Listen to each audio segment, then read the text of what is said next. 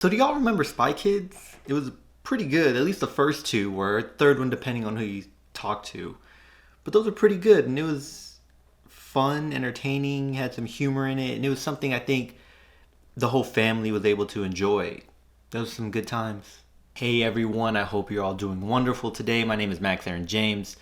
This is a review of the movie Ant-Man and the Wasp, Quantumania, written by Jeff Loveness, directed by Peyton Reed. Stars Paul Rudd, Jonathan Majors, Evangeline Lilly, Michael Douglas, Michelle Pfeiffer, Catherine Newton. It is about, our characters within the Ant-Man world, right? Ant-Man, Wasp, Hope, who is Wasp, her parents, and then we have Paul Rudd, or Steve Lang's daughter, now in the movie as well.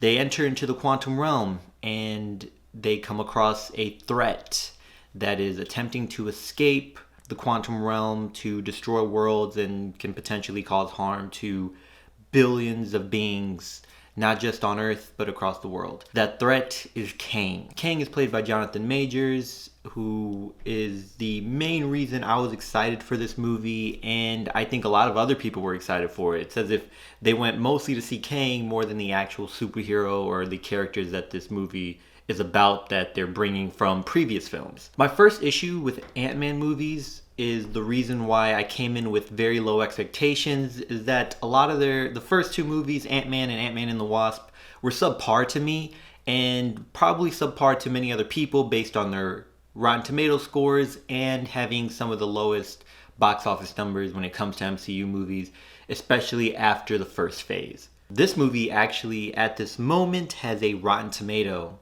It is not going well, and I don't know if I would have given it that. I think it's better than some recent MCU movies, especially Love and Thunder, and I would even say maybe Black Widow. I would say it's more cohesive, and the tone is about the same throughout the movie, much better than Multiverse of Madness, but I have my issues with that movie. Another thing with Ant-Man movies, at least from previous ones, is that it is just a stepping stone to other movies. Civil War, Endgame, and with this one introducing Kang, there's an Avengers Kang Dynasty movie coming out, so clearly Kang is not just going to be in this movie. So it just felt like a proper introduction for this villain or this character in the films, although Kang was first introduced in the Loki season 1 and has a bigger presence in season 2, and then we have Avengers Kang Dynasty. We'll likely see Kang in other movies considering how his character is being introduced and what he is about, but this just felt like another stepping stone for future films to come. Now, something I did not think I would ever say, especially after Endgame, is that this MCU movies have bad special effects. This movie clearly green screen and some effects felt very wonky, and there were moments when the Ant-Man and the Wasp suits were on, like their heads were shaking because it's clearly special effects. And they've been doing this with previous movies with Robert Downey Jr. or Tony Stark with the Iron Man suit, and when they all had the suit in Endgame, the white suit, that was all CGI.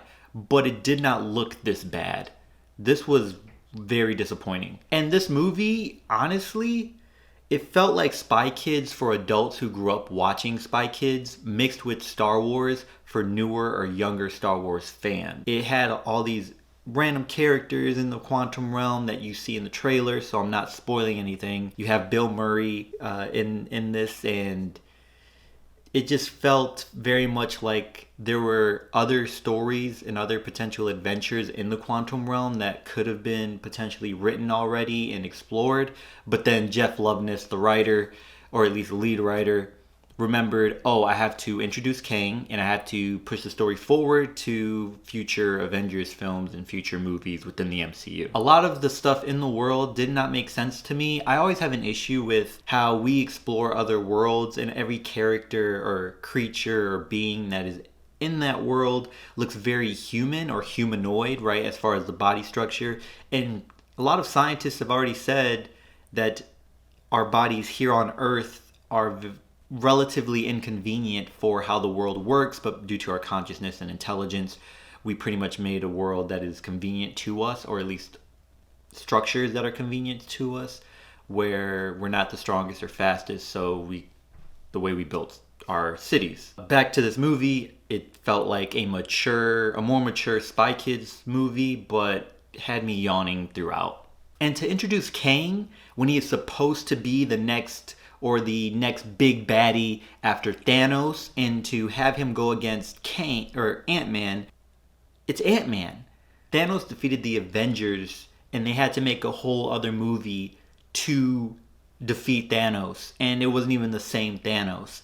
And here we have just Ant-Man and his family fighting against Kang, who is supposed to be the next big baddie that he has a whole Avengers movie pretty much named after him. Going into this movie, the only thing that was coming into mind was he has to kill Ant-Man. Ant-Man has to die, or Ant-Man has to lose family members, or someone has to go in order for this to make sense, to introduce such a powerful character to go against them, right? To have an antagonist as strong, supposedly strong, to go against these characters that are relatively small, no pun intended. Now, Paul Rudd, he was good. He's charismatic, and even though the story was not good, Paul Rudd plays his character, Steve Lang, and Ant-Man very well, and I enjoy seeing him on screen. Michelle Pfeiffer, she had some good moments. I appreciated some of her action scenes. She did not get as much screen time as I expected, but she did well. And there was only one thing about her character that was really annoying, but I will not get into it to avoid spoilers. But it felt very annoying because it reminded me of actual people, or people that I actually knew or haven't or currently know. And to where I get so annoyed with certain things that I feel that this characteristic about you is not helping us in the situations that we are in. Now, Jonathan Majors is Kang. Again, came here for Jonathan Majors. He was a badass. He presented Kang well. He has a serious tone. I really appreciated that because the MCU, Marvel, has had a habit, I think all of Disney actually, because even in Star Wars, have a habit of presenting new characters or making all their characters become jokesters and quipsters all of a sudden, to where everything, even when it comes to serious situations, they have to end it with a joke. And I think ever since Guardians of the Galaxy, particularly Volume 2, they felt that it felt as if they saw how successful that was, and they decided to do that with every character, including villains. And so I appreciated that they did not do that with Thanos. And I appreciate that they did not do that with Kang, and hopefully they can kind of cut back on quipping, because almost every other character in this movie had one joke to tell, and it felt just, hey, make sure you end it with a joke, end the scene with a joke. You have MODOK in the movie. I didn't care, right? It was very much fan service. If you knew the character, if you read the comics, saw the animation, something, if you knew about MODOK, it was more of, oh cool, that's MODOK. I did not care for MODOK in this story. It felt forced. It felt unnecessary. It felt just for the point of saying that they have MODOK in this movie. And so that was something I did not care about. I will not say disappointing. I do not want to say disappointing. It just was a bore to me. Why they decided to keep Peyton Reed for this trilogy, I do not know. Why they keep choosing to get the writers that they get for a lot of their recent Marvel movies, I do not know. I am not too optimistic with the future of a lot of the upcoming MCU movies. I'm not optimistic with Phase 5, considering that a lot of them are already in production. Even if not many have started filming, the writing and the process of getting the movie started has already begun, and so I feel that there will not be too many changes in the writing and the scripts and how the story will flow. Hopefully Phase 6 will be better, but we'll see. I think we just have to wait and see. I am optimistic for Deadpool 3, maybe Blade, Fantastic Four, mostly because they're introducing new characters, and a lot of times when they introduce new characters, they are good, or at least I enjoy them. I like Shang-Chi.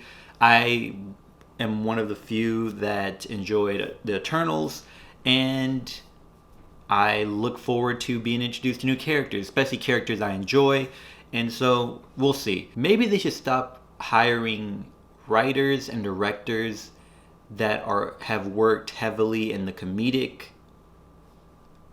field or comedic area of writing and storytelling, because not every movie has to be heavy with comedy. And we've seen the most highly praised and one of the most successful MCU movies after Phase 3, Wakanda Forever, was not heavy on humor, and the people that were comedic were it was a few amount of people. So they were able to introduce a serious character, have serious moments, and not ruin them with a joke at the end of the scene. Hopefully they can do that in future movies. We'll see. I am so upset with this movie. It was really a bore, and they did not do Jonathan Majors any justice in this movie. It was just it was bad. It did not even feel like an MCU movie, and not in the same way as Winter Soldier, which felt very much more like a espionage spy film.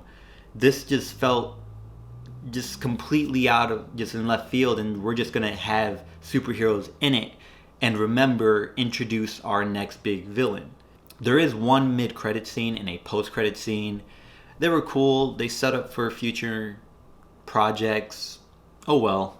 I did not care enough, I think, because of how disappointing this movie was.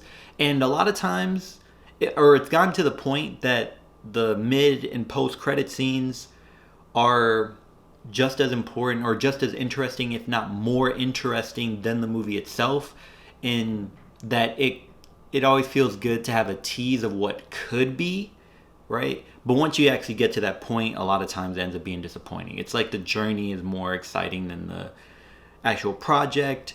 When it comes to movies, that should not be the case. The movie should be good. Until next time, y'all take care of each other. Check up on one another. Check up on yourself. And remember, potential has no limit.